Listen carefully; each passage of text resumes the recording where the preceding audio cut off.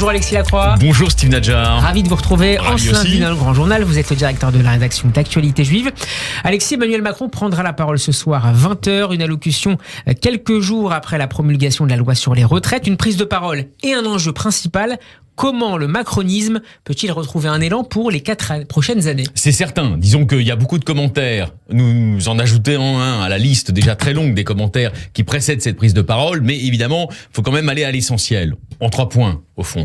Quels sont les enjeux principaux de cette prise de parole ? D'abord, le premier enjeu, c'est tellement évident, il est d'ordre psychologique, il est d'ordre mental, il est d'ordre moral. Il s'agit de tenter, peut-être après coup, de réparer un lien avec les Français qui semblent pour partie abîmés, puisqu'une grande partie de la France se situait aux antipodes de la réforme des 64 ans, de l'âge de départ à la retraite. Et espérer un geste sur la promulgation. Voilà, et n'a pas apprécié la manière dont cette réforme a été imposée, ensuite promulguée via le 49.3, etc., etc. Donc, il s'agit évidemment pour le président de la République, dans cette allocution télévisée, de tenter de lâcher du lest. Alors, il ne va évidemment pas renoncer à la mère des réformes, de ce train de réformes qui commence pendant le quinquennat, mais en revanche, effectivement, il va essayer de reprendre les choses là où elles se sont en quelque sorte mal embranchées sur le plan psychologique. Nous sommes évidemment, on le dit souvent avec vous, Steve, en politique, nous sommes dans le domaine des représentations. Les représentations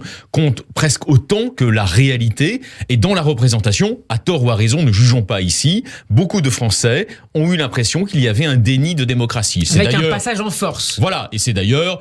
Il surfe sur l'opinion dominante, comme d'habitude d'ailleurs. C'est d'ailleurs ce que Libération reflète ce matin en parlant de SOS démocratie, à l'unisson d'ailleurs de tous les journaux de la gauche qui tirent à boulet rouge sur ce qui serait la dérive autoritaire actuelle de la Macronie. Donc, Alexis, avant de parler d'économie sur ce point-là, est-ce qu'on peut s'attendre à un geste, à une annonce particulière sur le plan de la vitalité démocratique et de la manière dont le politique avance dans le pays ? Disons que il apparaît comme souvent, que le président de la République, et vous en savez maintenant quelque chose avec nos chroniques, pas seulement de moi, de nos estimables confrères et consoeurs également, le président de la République, vraisemblablement, a réparti les rôles. Enfin, en tout cas, les rôles se sont naturellement répartis entre bad cop, jusqu'à maintenant, le président de la République, et good cop, c'est-à-dire une première ministre qui semblait, vous le savez bien, notamment dans son dernier entretien dans Le Monde, avoir regretté qu'on ne lâchât pas du lest. Et d'ailleurs, si on écoute un des principaux conseillers informels de cette présidence de la République, mais c'est un homme d'influence, faut pas le sous-estimer, François Bayrou, il dit 2 choses. Ce matin, à France Info,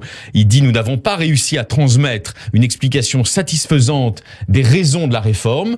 Donc on peut penser qu'effectivement, ils vont s'employer à mieux expliquer pourquoi ils ont fait cette réforme au prix de l'incompréhension. » Et Bayrou va encore plus loin. Il dit il y avait un moyen de faire la réforme autrement. Ça, il l'a dit, je crois, concurremment sur une autre chaîne où il est passé après BFM TV. Donc ça, c'est intéressant parce que, si vous voulez, Bayrou, bon, il parle à Macron. Ne nous leurrons pas, au moins ils échangent des SMS, ils sont proches. Sans être des amis intimes, ils sont proches. Donc Bayrou nous dit là que le président de la République doit être en train de réfléchir à un moyen concret de réparer ce lien avec des Français. Et évidemment, il y a un moyen très simple. C'est de dire maintenant, lorsque je vais développer un nouveau train de réforme, je ne mettrai pas de côté de façon aussi ostensible les partenaires sociaux et les syndicats. On va probablement vers ça. Du cas des seniors. Voilà. Et bien sûr. Et on va probablement vers ça, c'est-à-dire le lâchage de l'Est qui apparaîtra probablement dès ce soir, consistera à réaffirmer l'importance d'une démocratie sociale qui, à tort ou à raison, apparaît à beaucoup de Français comme ayant été foulée aux pieds ces dernières semaines. Ça passe par un remaniement ? Alors, ça c'est une grande question à laquelle je vais me garder de répondre de manière affirmative, car en fait, nul n'en sait rien. Il y a, vous vous en doutez bien, au sein de la majorité actuelle, ce qu'il en reste, ceux qui plaident pour le remaniement, ceux qui, en revanche, pensent qu'au fond, et c'était un peu ce que je suggérais moi-même, Elisabeth Borne a bien fait le travail et il y a toutes les raisons de la reconduire, en réalité, dans ce rôle extrêmement ingrat, mais finalement rempli correctement. Élargissons la focale, si vous voulez bien, sur le plan métapolitique. De quoi s'agit-il ? Comme souvent. Oui, c'est-à-dire, je vais pas vous répondre trop concret, parce que après tout, on n'est pas dans le cerveau du président de la République, ni même de ses principaux conseillers.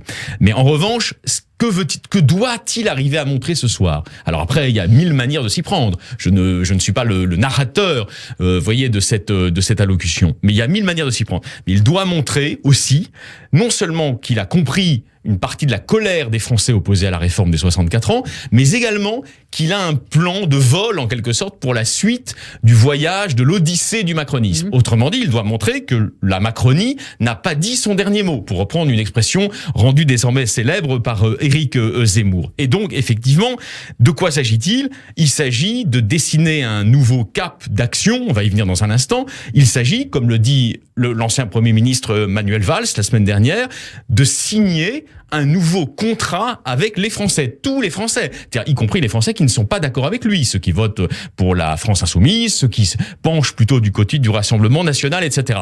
Et l'idée qui s'agite autour de l'Élysée serait d'en venir à l'annonce d'un train de réforme sur des sujets qui segmenteraient moins l'opinion. Notamment la question du pouvoir d'achat et de la Voilà, on retrouve effectivement, disons, ces problématiques, j'allais dire qu'on en partage la Macronie et la Le Peni, c'est-à-dire le souci de cette France qui a du mal à boucler les fins de mois et donc de se tourner vers ces Français qui, à tort ou à raison, mais là encore les représentations sont fondamentales, se sentent les abandonnés de la République, les dernières lignes de la République, et veulent un effort sur le plan social de la part de cette République macronienne qui apparaît trop élitaire et coupée du peuple. Et donc effectivement, il va probablement évoquer ce problème.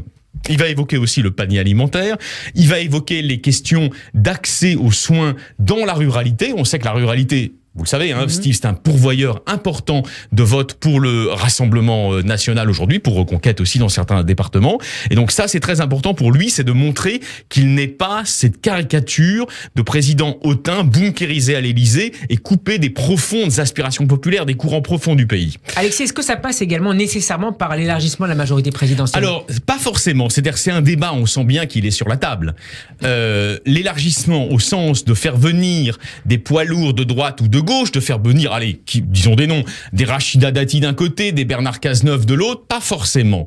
On sait que Nicolas Sarkozy a fait un pressing d'enfer pour que certaines des personnalités auxquelles il est attaché rejoignent cette majorité. On pense notamment, bien sûr, au cas de Catherine Vautrin, ça a été révélé par notre confrère Éric Mandonnet, c'était signé, etc., c'était sur la table, donc il y a un pressing de la droite LR pour faire venir des gens de chez elle, via Sarkozy. Maintenant, quel est l'enjeu de fond? Est-ce que c'est uniquement de conjurer le rétrécissement en cours de la majorité présidentielle en triangulant des personnalités nouvelles, des visages nouveaux?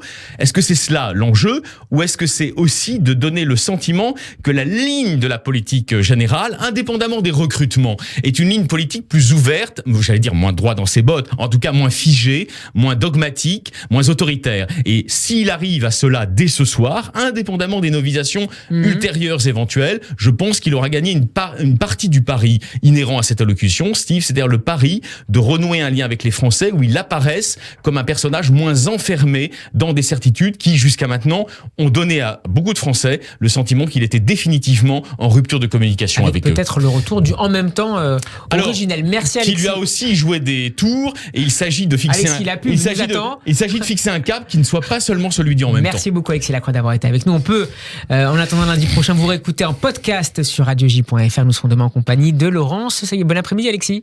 Bon après-midi Steve.